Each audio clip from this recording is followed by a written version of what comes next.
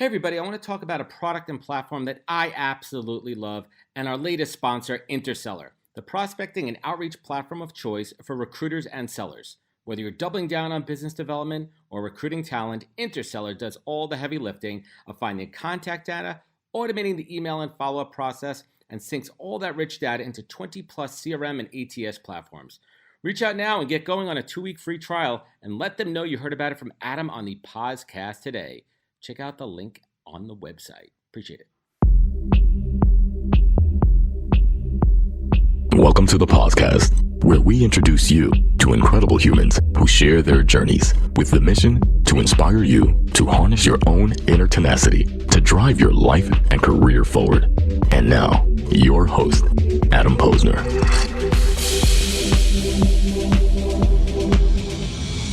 Hey everybody, welcome back to the podcast where I bring you the best and the brightest from the world of business, marketing, and personal growth to help you harness your inner tenacity to drive your career forward. My guest today, Bracken Darrell, is the CEO of Logitech, a world leader in new and innovative products that connect people via digital experiences. I got one right now that I'm staring at, and he joined Logitech back in 2012 and has helped completely revitalize the brand that once created PC accessories. Now, Logitech makes products that enhance our ability to connect over multiple digital platforms, and we'll get into the pandemic about business and all that, how, the digital world has evolved. And he has a ton of experience leading landmark companies like Procter & Gamble, General Electric, and Whirlpool, to name a few. And Braun, let's not forget about Braun. And each unique experience with different brands and different markets has made him an expert in running and growing world-class brands. So let's dig into it. I am thrilled and excited to have him here today.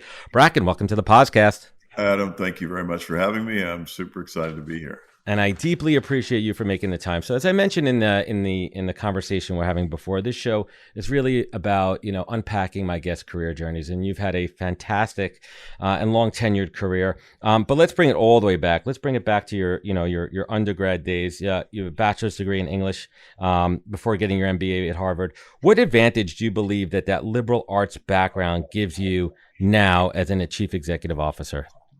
Well, yeah, it's a good question. I think about that a lot. I've always tried to figure that out. There are two things in my life that I keep trying to go back to and figure out why they seem so important to me. One of them is the fact that I was a liberal arts major, an English major. And the other one is the fact that I'm a basketball fanatic. And I'm not sure I really know the truth about either one, but I'll try. On the English major, I'd say, when I went to college, I was always better at math. It was like my strength. And so I knew I wanted to do leadership as a career of some kind. So I decided I better be better in writing and speaking than I was. And so that's explicitly why I did it. And I've never regretted that for a second. And I became an accountant right out of school, so it didn't hurt me on the math side too much.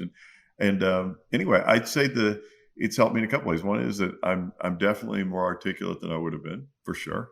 But I think anybody can get that just by reading a lot and listening to people and practicing speaking. And then the second one is, I think there's an element of maybe creativity. It hasn't made me more creative. It's made me a little less afraid to make mistakes. Interesting. And so I'm sure I'm more full of errors, but therefore a little less afraid to try things. And that's an interesting concept. Just to pause on for a second there, the lack of fear. Not to say that fear of failure, but being more open to taking risk and taking chances and establishing that earlier on, because I think that's a big fear for a lot of folks coming out of school, especially into the workforce, right? The fear to fail and to take a chance there. But let's double back to basketball for a second there. Who's your team? Who's your pro team? Well, I'm less of it's the Warriors, but I'm less of a basketball watcher and more of a basketball player. I still play, very hard. I love it. I grew up playing. I started playing when I was about 9 or 10 or something, and I've never stopped. So I have a game in my backyard, which is a half court game right now, which perfect has everything from former NBA players to former pro football players to yo-hums like me who don't belong to the court with those people. Luckily, we balance each other out. So it's super fun. Who was your icons growing up? Who were your role models? Basketball. Well, Michael Jordan. I mean, he's about the same age I am, but Michael Jordan was obviously the phenom. Magic, you couldn't help but admire Magic. I especially admired Magic after he got HIV and when he went public with it. I think about how many millions of people's lives he saved just by going public and having them be, tested and get on ARV programs or diet programs, or whatever. Of course, I think he's a superhero And so I've got a lot of heroes from the past, going all the way back to Dr. J. For those of you who are old enough to even know who that is. But, I think some people will. Who's one of the great players recently that you've actually had the opportunity to play with? I have never played. Well, I do play with great players. I play with Mustafa Shaker, who played with Iguodala. He was the number one point guard in the country, a senior in high school. And then he played a little bit in the NBA. I play with a guy named Bryant Barr, who is Steph Curry's 2 or 3 guard. And so I play with them. So I would play with them. I'm on the same court they are. They're playing a different. You're playing next to them. Yeah. But yeah. But that's about it. Yeah. No, I love that. And let's take it back, PepsiCo, Arthur Andersen. For those that don't know Arthur Andersen, what was your specialization when you're in the consulting world that really, help you to succeed to the top of these brands? Well, when I was in, I wasn't in consulting. I was in audit, and in the audit world, I was doing. The first year I did just classic audits, and the second year I did kind of a range of stuff, kind of new product development, strategy stuff. Some of the things that we probably shouldn't have been doing, and that's why Arthur Andersen no longer exists. It was a conflict of interest. But I had an amazing experience there, and I was really terrible at the detailed task of doing anything in a very, very pedantic, really, really super highly focused way. So is it the opposite of audit, though? Is it that the job is an auditor? Yeah, I mean, and I was the least likely person ever to do audit, not only because I was an English major, also because I just wasn't that detail oriented. I mean, I was notoriously out of control when it came to organization of my papers, and they were just everywhere. So when I went to Arthur Andersen, I just had to focus on that and make it work, and I did. And I'd say that was a great experience for me, and I never regret that for a minute. Are you better at the details now, or is that something you've learned to outsource? I would say I'm really good at details when I care about them, and terrible when they're kind of on the peripherals of what's going on. So yeah, I'd say I'm still just as bad as ever in some cases, and really good in others.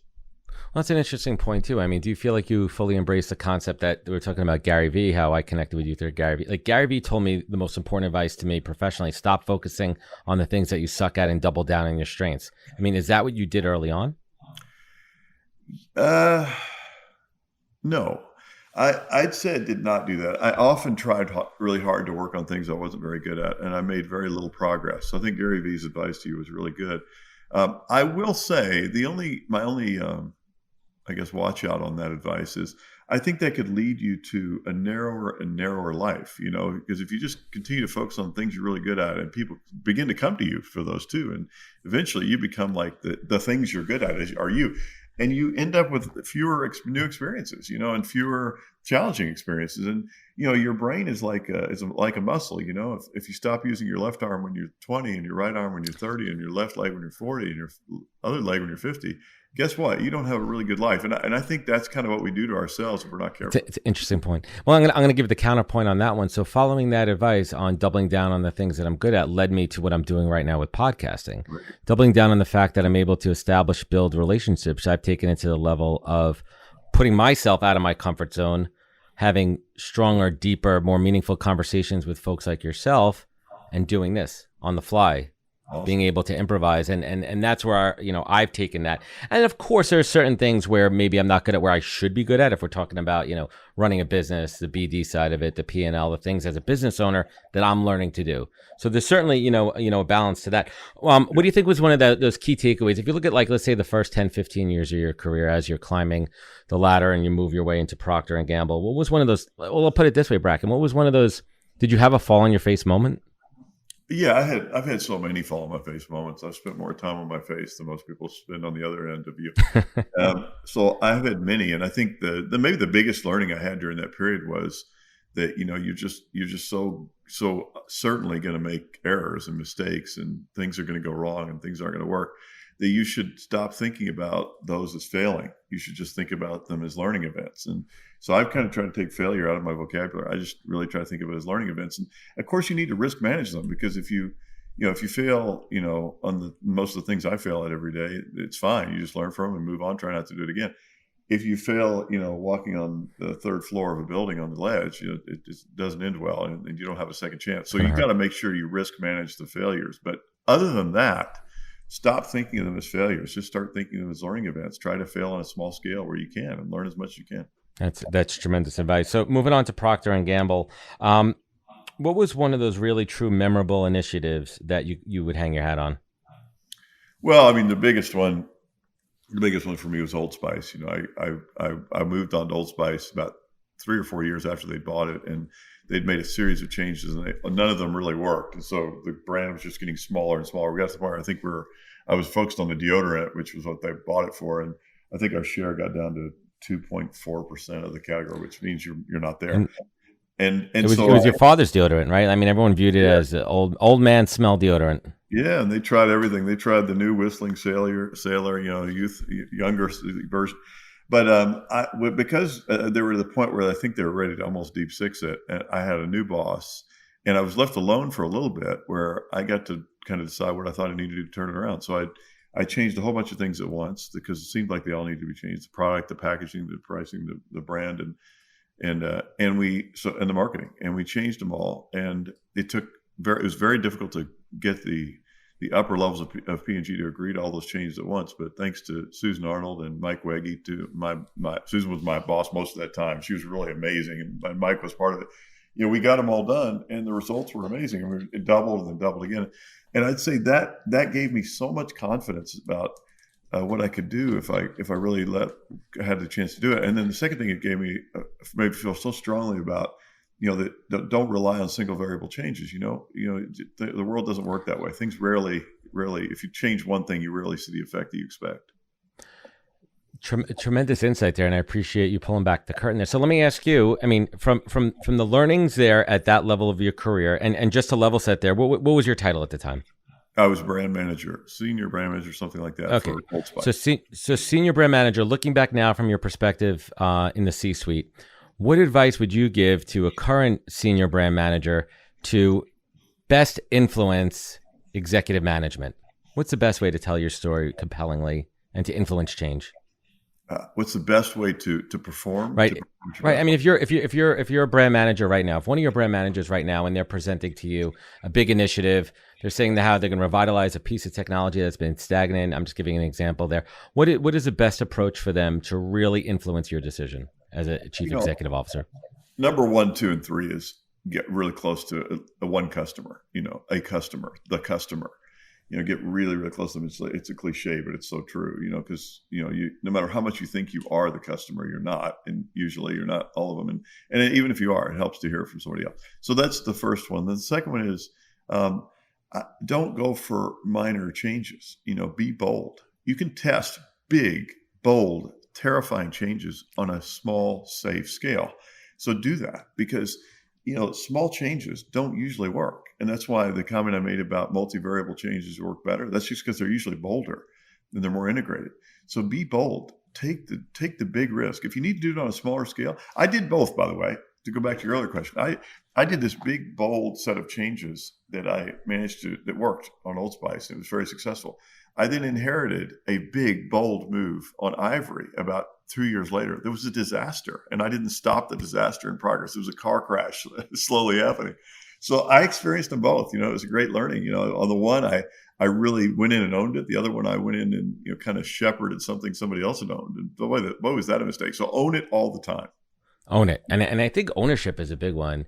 My thesis is own your loss, own your career losses, own your professional losses, take ownership, have accountability for it, accept it, learn from it, and move forward and stop putting blame on other people. And I think others recognize it when you do that you're taking accountability. Somebody said to me yesterday, actually Sam Harnett said to me yesterday, she quoted somebody who gave her advice one time, speaking and not being heard is the same thing as not speaking. And it's such a powerful comment. And I think I was speaking and not being heard back when I was on my Ivory days. And it was a great lesson. I will never do that again. If you're speaking, you're not heard, you just find another way to say it. And if you still aren't being heard, do it yourself. That's sound advice there. So let's shift gears and talk a little bit about your time at Braun, working overseas, a German-based company. What's different about what is one of those core differences of leading a European-based company versus in the States? Well, I'd say one of the just kind of technical differences. I remember my first day in the office. I had one of my first meetings that I scheduled. I was about 5 minutes late. When I got there, the meeting was already happening. So it was my meeting. In Germany, there's no professional courtesy, 5 minute kind of leeway. no, there's no professor 5 or 10 minute rule or 15. It's just not. No, I would say the biggest difference is you end up getting a good slice of how different cultures are, and it's so healthy to know that. And I've worked so much internationally now. Once I realized how different cultures were, I came back here, and then you start to see all the differences here even more, even though you don't realize it. You start to think. So I think people are all different. We're all in at one, and it starts it aggregates into cultural levels like a country, but if it goes all the way down to one, or into diversity, equity, and inclusion, which we've all been, at least I've been totally underwhelmed. I thought I was doing well. It was really underwhelming it for so long, and now I've really tried to turn that around. I've got a long way to go, but I'm getting better. Interesting. So where you are now, and being super tactical and mindful and top of priorities as far as DEI in your current company, are the things that you look at from your experience, leading overseas companies as far as different cultures and ensuring that everyone's heard and seen and has a seat at the table? Yeah, especially, I'll give you a really, interesting example. Like, it's so often that English is somebody's second language, and you're in a meeting and they don't talk much, or when they speak up, they're a little too blunt when they come into the discussion, and people are kind of recoil away from what they said. And it used to be I would do like most people do and say, "Oh man, that person's too blunt," or "Oh, why is that person so shy?" And I try Maybe to they're introverted. But then you realize, what? This is my problem, not their problem. I need to be, if I'm leading the meeting, I need to draw them out, because so many. I mean, it's a privilege if you're in an English-speaking company and you speak English. If you want to get the most out of people and help them be engaged, you want to really reach out to them. So I'm so much more tolerant and encouraging, and actually enthusiastic when I have people who English is their second language or their third language or something. And I definitely learned that internationally. And now I think it's not just true about language. It's true about everything. A person who comes in with a completely different background than you have often feels they might feel the imposter syndrome. They might not feel like they belong. They might feel like you want them there. And so you need to work harder there to make sure that they feel all those things. And I learned that then, and Powerful. It's reinforced all the time. Yeah, that's super powerful. So going down this is your life segment here of the podcast. We're talking about your time during Whirlpool during the 2008 financial crisis. What were some of the similarities from a crisis standpoint to now during the pandemic, and what did you learn about leadership and management that you're applying now? I think there's the Chinese. The Chinese word for crisis. We probably all heard it before. It's a combination of opportunities. It's opportunity. It's really an opportunity. And I think crisis, it's scary, but it's an opportunity. And I think, every crisis I've been in, the other side of it was amazing. When we came into this crisis, when we came into the 2008 crisis, I was in the middle of it, and kind of just in the middle of it when I joined Whirlpool. I think it was just flat out scary. It was like control everything, control your cash. This time when I came into it, I was talking to Philippe DePaoli, who works with me, and I was explaining my view this time. I said, as we went into the pandemic in mid-March, I told him, I said, look, we're going to conserve cash. We're going to do all the things you need to do. Our sales are dropping through the floor like everybody else's. But now we're going to use this moment. And when we come out of this crisis, we're going to be on fire. And he said, yeah, I get it. It's like a race car driver. When they come into the curve, they brake slightly. But then in the curve, they actually hit the accelerator. And when they're coming out of the curve, they're flying. And I love that analogy. It's exactly how we try to do during the pandemic, and it's been super exciting. And we've transformed so much during the pandemic that we're a different company. Yeah, let's just jump into that right now. I'm skipping a few steps here, but I think this is important too. Everybody went remote. Yeah. Everybody went remote, and I can only assume how business took off there. But were you able to keep up with supply, able to keep up with the demand? Yeah, like one of the things we did there was, it was about, I don't remember the month now, it was just shortly after we all went remote. I remember sitting in my car on the phone with my head of operations, and then this followed quickly with my CFO. And I said, the sales are going through the floor. Everybody's super scared, and everyone wants to cut everything back. But I just have I've been in this job now for 9 years. I have this feeling that it's going to take off, and we need to bet. We need to decide whether we make a big bet or not. And I want to make a big bet. And he said, I feel the same way. And so I then called my CFO, and then we made a big inventory bet right in the middle of the worst of it period. And then we just kept doubling down on that bet, and that enabled us to grow 74% for the year. And we wouldn't have been able to do that if we hadn't had the the intuition to go for it. And knowing that we'd be okay if it didn't work out.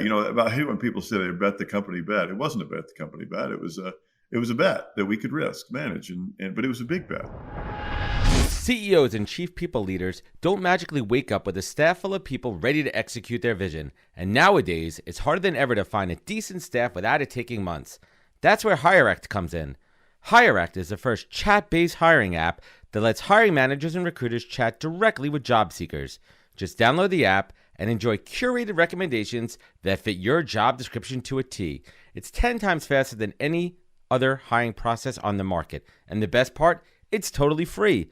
Download HireAct today. Available in all app stores across the U.S. Please visit www.hireact.us/recruit and tell them that you heard of it from Adam on the podcast. Thanks. Where do you go inside as a leader internally when you're ready to make those decisions, when you have to make those decisions? Where do you go inside? What kind of place is that? Well, I go first outside. I go first to. I'm not a person who loves big meetings. In fact, I think a meeting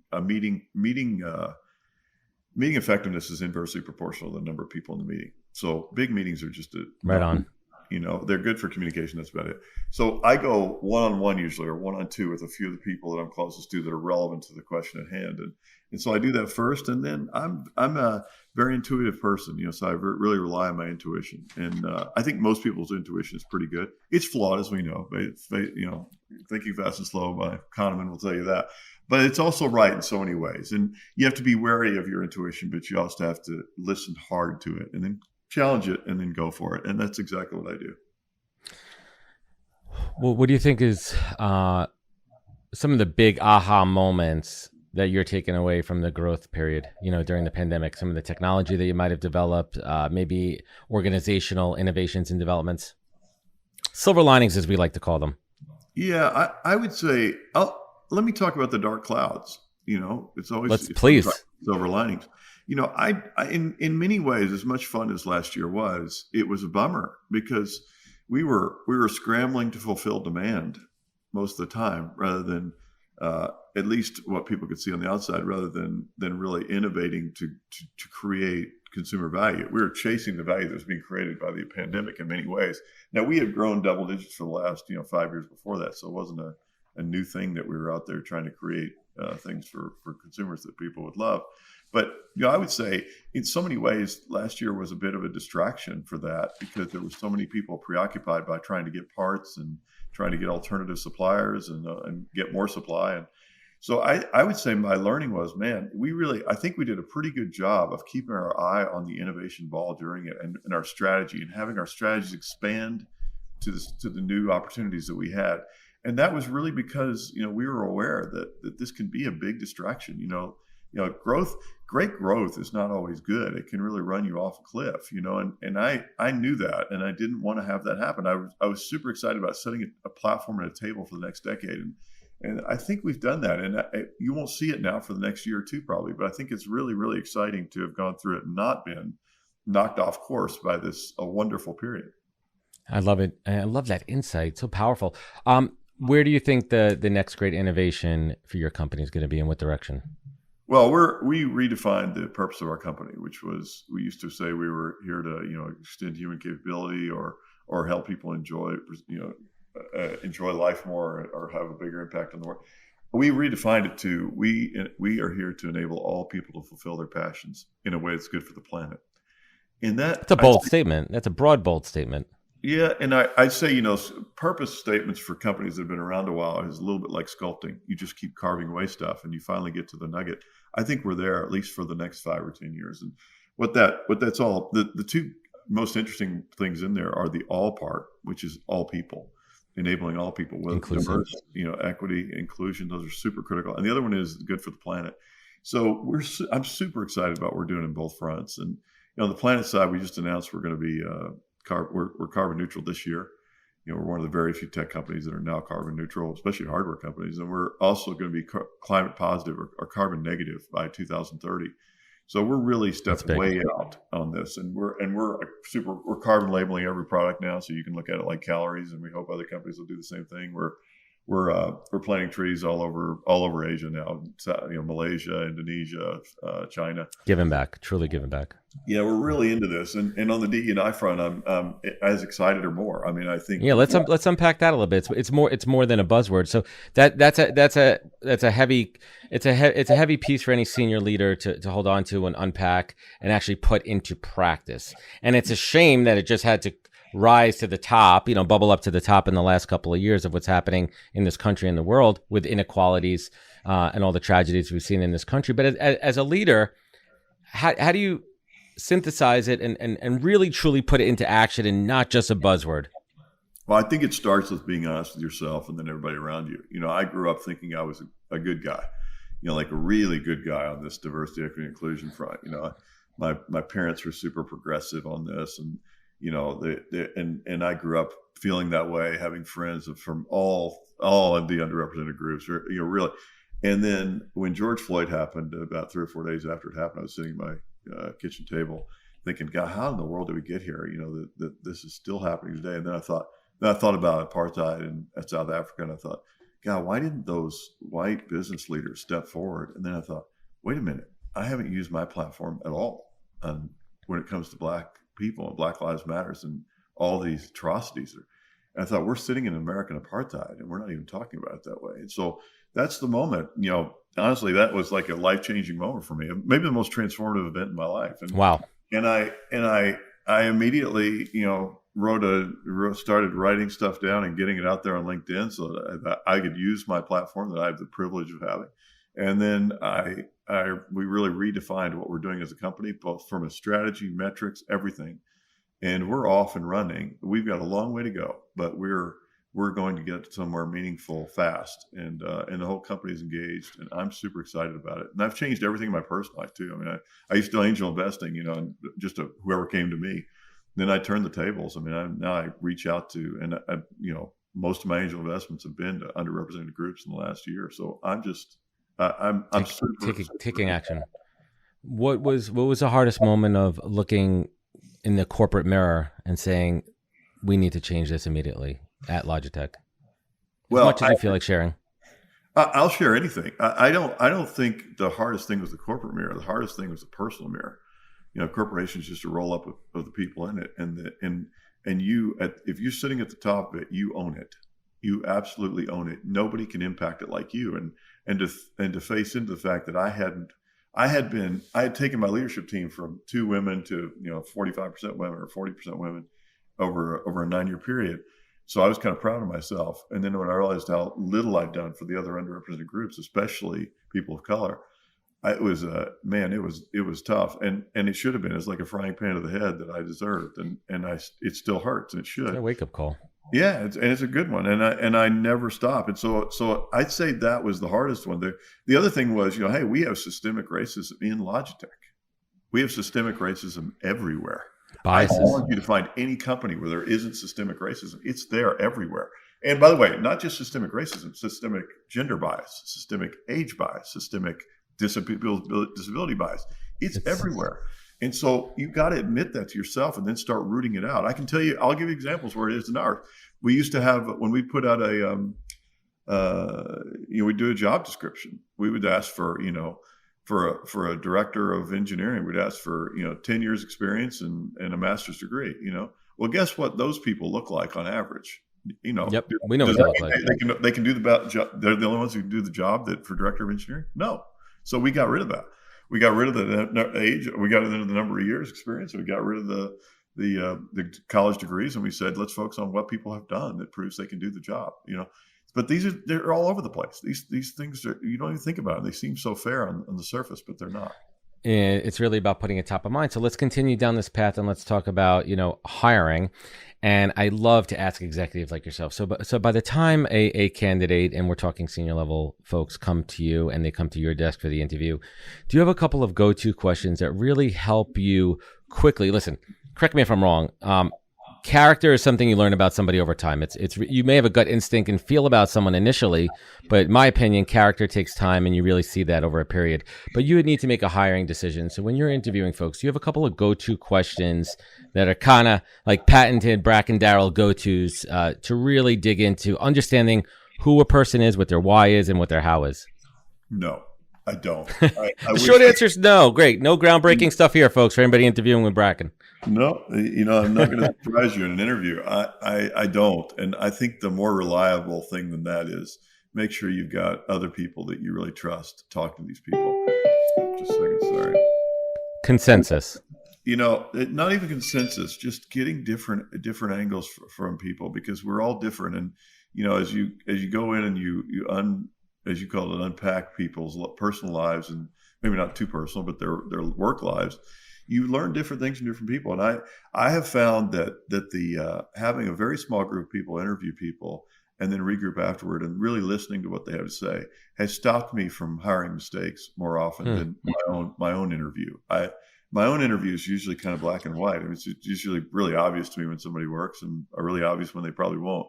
But it's the nuanced one. The tough ones are the gray areas where you kind of think, wow, I love this person. And then somebody else says, yeah, but. And then you're like, wow, okay. And so I'd say, I don't have a specific question that I would say. I'd say really trying to get at a person's values. It's really hard because everybody believes in, all the good things when they're in an interview. So trying to get at somebody's values is good. And probably the best way to do that is to understand kind of what they think about these big issues of the day. If you can, you don't want to get too into things that are politically sensitive, but really understanding where they come from on their values. And then the most important factor to me, period, no matter how you ask it to try to get it, is drive. Does a person have drive? Yeah, you can't make up driving. You can't fake drive. Interesting there. Another big buzzword over the last couple of years is culture, and culture, in my opinion, starts and stops at the top. How do you define culture in your organization, and what does that really mean? I mean, culture is not ping pong tables and cold brew on tap. What's your take on culture? Well, Kirsty Russell, my head of people and culture, will from afar, she will throw something at me right now when she's listening. So culture is super important. It's the most important thing probably in a company, in so many ways. And a lot of people said that's not groundbreaking either. I think the thing that might be groundbreaking that you might be hearing for the first time here is that we've overdone it. I think our definition of cultures have gotten tighter and tighter, and we look for cultural fit with such aggressiveness and clarity and lots of questions and thoughts and surveys. And I think in the end, what we've managed to do is we've done a good job of getting a very narrow view of what cultures are. And unfortunately, we sacrifice something much more important, which is the individual. An individual passion is more powerful than a culture can ever be. If you can create a culture that unleashes people's individual passion, that's a culture worth having. And unfortunately, the way we sometimes go after culture with things on the wall and lots of descriptions of what you need to be like if you work here, and lots of discussion around how exclusionary they should be, we've managed to exclude something even more important, which is individuality. And there's nothing more important. Wow, that's a big one. I mean, my take on it, I look at culture as a quilt. And if you think about the quilt, it's made up of different materials, different colors, different fabrics, each individually unique. But you bring them all together and you pull the camera back, and what do you have? You have a beautiful macrame in front of you. And that's something I really have taken from all these conversations with senior leaders like yourself. So pivoting again, let's talk about something close to you, Life Biosciences. How does one even begin to tackle a problem as big as aging? And what's your vision for that company that you're a board member of? Well, to me, the reason I got into this is because when I was growing up, I love people, and I want to. And my whole thing has always been I want to have a really powerful, positive impact on the world through other people and in general. And I should have gone into medicine if I really thought about it, because that's a direct, kind of. Well, there's details involved there, sir. Yeah, I'm detail-oriented enough to be able to do that, but I didn't, and the reason I didn't was because I didn't want to be in the business of fixing things. I wanted to be in the business of growing and creating things, and so I just felt like the way the medical profession works is it's kind of patch and move on, and so the more I thought about it over the years, the more I thought about that really what we should be doing is preventing things, and really creating better, more higher performing people in general, able to perform at a higher level and have that last longer by preventing all the things that can get in the way, like cancer and heart disease and all the things that affect us. So that's how I got into this interest in lifespan, and which is really about replacing healthcare with something much more effective, which is improving life all the time. and preventing the things that So can not. proactive instead of reactive. Super proactive. And the whole medical system is set up the other way. It's set up to, I mean, it's as if you jump in your car every day and you wait till you run out of gas and then you call the doctor to come fix it. And, that's probably not the best way to do it. And so I think we're at the beginning of a revolution in healthcare that is just starting to be talked about, which is healthcare will become lifespan care will become the biggest industry in the world, much bigger than what healthcare is today, and it will replace healthcare. It's time. It's time. It's ripe for disruption. It's ripe for change, and it's so interesting. Through this show, I've had the opportunity to talk to a couple of innovators in the healthcare insurance space, and it starts with it's flipping it on its head, and it starts with actually caring, empathy, actually caring about. They're not a customer. They're not a patient. Yeah. Right? You don't think of them like that, and that's revolutionary. So moving forward here, I want to talk a little bit about changing the way we work. I mean, we've all had to do that in the last couple of years, and they call it "quote unquote," the future of work. How do we really make our relationship with work as mentally healthy as possible? Boundaries are coming down, especially working from home. People think their life's better, but all of a sudden you're accessible almost 24/7. There's no boundaries between, I always say, like, my boundary is if I'm working from home, those 4 seconds when I'm walking from my upstairs to my downstairs and the kids are waiting for dinner, that's not enough decompression time. Yeah. You're so right. Well, I mean, I'll jump to a slight tangent that's very related. Please. I think the most important part of this that companies need to realize, is that you're not really in the business. You're not just in the business of whatever you think you are. You're in the business of helping people fulfill their passions, or really have fun. I love Eric Ewan's description of their purpose in life, which is to just enable people to be happy. And he came up with that because he was unhappy in a job before. I think in my case, I've always felt like, gosh, if you can help people find their passions, or if they have them, help them deliver them, there's almost nothing more powerful. And if you could do that, often they will fit inside the company somehow. So I'm increasingly encouraging everybody, just bring your passions into the company. And in some cases they don't belong here. So then don't work 14 hours a day. Go home and enjoy your passions. Go after them, pursue them. I just had a guy leave me because he created a baseball card, basketball card startup. And I love this guy. His name's John Way, and he just announced he's leaving, and he's worked with us for a while in customer service. He's a fantastic guy. But I couldn't possibly have tried to talk him out of it because he's so excited about it. He's following his passion. Yeah, and I want people to follow their passion. So that's kind of my general most important thing. Then in terms of the way of work, how do you make sure that people don't kill themselves and just work all the time and work too many hours, even if they have breaks in between? We're all learning. I think it's hard. It's working from home is wonderful in so many ways. It's also too easy to click on and off with the next call, and not get up and walk around and connect with human beings in a physical way. So I don't meant to work like that. I don't know the answer. This is a super exciting space, though. It is. And you touched on something which leads me to a natural progression here, is talking about leadership for a moment. And I think you just had a great example of that, creating an environment where you're actually genuinely happy and encourage if someone's leaving, and you're follow your passion. Yeah. And that's what it truly, I mean, where do you think, and I'll spin it a different way, because I ask a lot of leaders, it's like, spin it a different way. I mean, where do you think so many leaders are failing these days, especially in the last 2 years? Let's get real tactical. Well, I think, has there been a failure of leadership?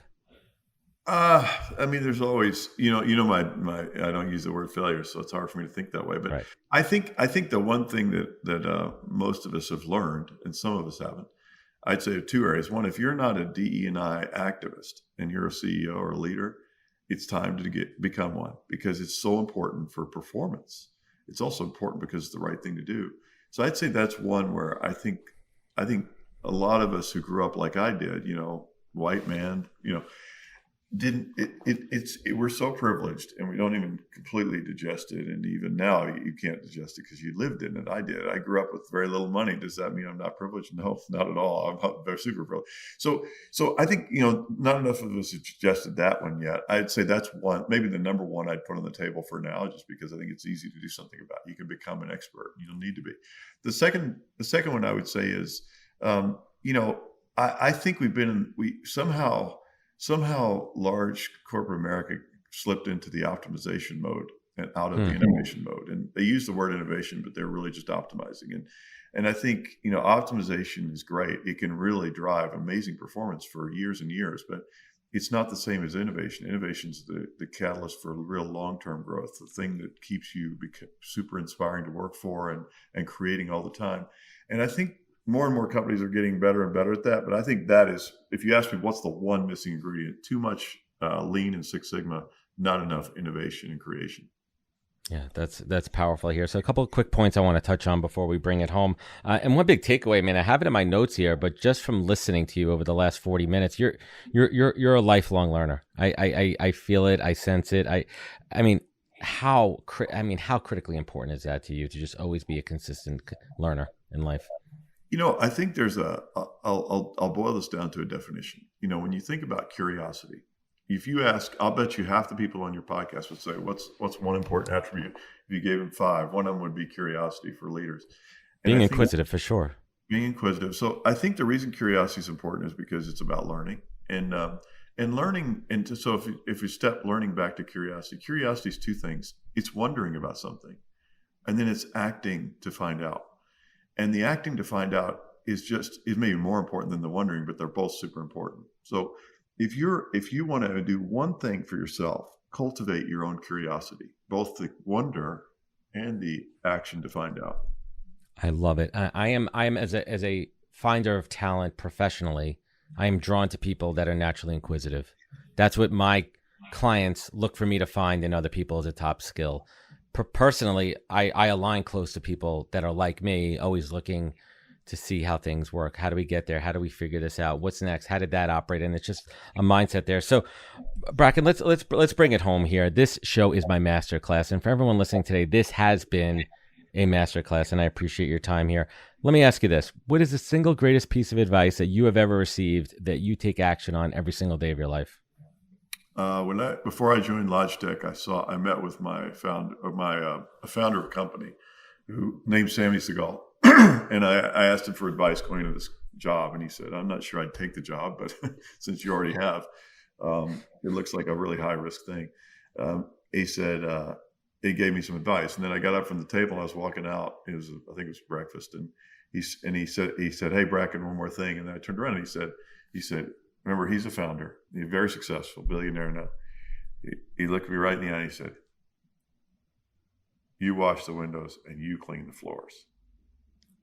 And I got to the door. I nodded my head and smiled, and I got to the door. I thought I knew what he was talking about. Then as I went down the stairs, by the time I got to the bottom of the stairs, I think I knew what he was talking about, which was, not take everybody else's job, but own everything. It doesn't mean you have to tell people what to do or monitor what they do. Own everything. Feel that sense of ownership. You're never a victim of anything or anybody. You just feel the ownership. And I think that works at every level, in every part of your life, all the time, whether it's your relationships or your role in your company. Wherever you are, you own it. Doesn't matter what caused problems around you, you own them. Huge, massive.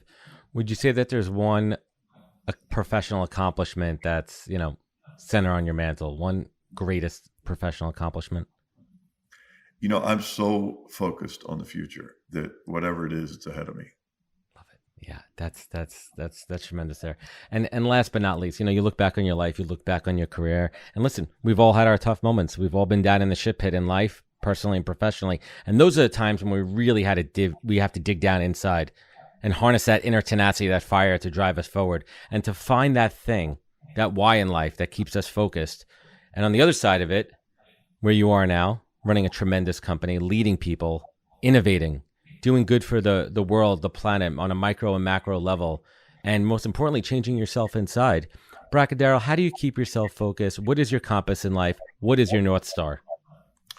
I have had, in the last few months, I've had personal challenges, and so it reminded me again, how hard how hard everybody's life is, and my challenges have been so minor compared to so many. But I always come back to the same thing, which is, when you're going through it, I always think, and a friend of mine said this to me last night, I feel so lucky to be alive and so lucky to be here, to be able to have tough experiences and then be able to try to turn them around or deal with them. And we're all so fortunate, if we can just find a way to be grateful, that we just get this chance. And then you get your mojo back and you're out to change the world again. That's big. Let's end it on that. And Bracken, I want to thank you so much for your time. Hang with me for one moment here as we sign off. I really hope that everybody listens back a couple of times. I mean, there's so much freaking gold in the mountains right here in this podcast. This is one of the great ones, folks, and I greatly appreciate you and your time. For everyone, they could go check out Logitech. They got some great stuff where we are looking at you and streaming through Logitech. It's my go-to right here. Fully support them. And Bracken, where could folks find you? Where could they connect with you? Where could they learn more? Probably just through LinkedIn, and if you want to look at our products, we've got 36 different categories now, which is super exciting, but I'm not trying to sell our products. If you want to connect with me, you certainly can. I'm on LinkedIn and I'm always looking for new connections, new places to learn, people to learn from. Awesome. Thank you so much for joining us today. Thank you. Thanks a lot, Adam. It's been fun. Hang with me for one moment here. And everyone listening at home, you know where to find out more. Find it at thepodcast.com. Follow us on other social media channels. Remember, take care of each other. Look out for one another. Look out for the planet, right? Let's not forget about this planet here, right? We're taking care of each other. Take care of the planet at the same time. Remember, take care of each other. Look out for one another. And catch us next week for another great episode of the podcast. Take care, everybody. Wisdom is forever, but for us, it's time to go. Thank you for joining us. Luckily, we'll be back with our next episode soon, jam-packed with more incredible humans. Thank you for listening, subscribing, and sharing. To join the conversation, search The Podcast on LinkedIn. And to catch up on past episodes and more info, please visit www.thepodcast.com.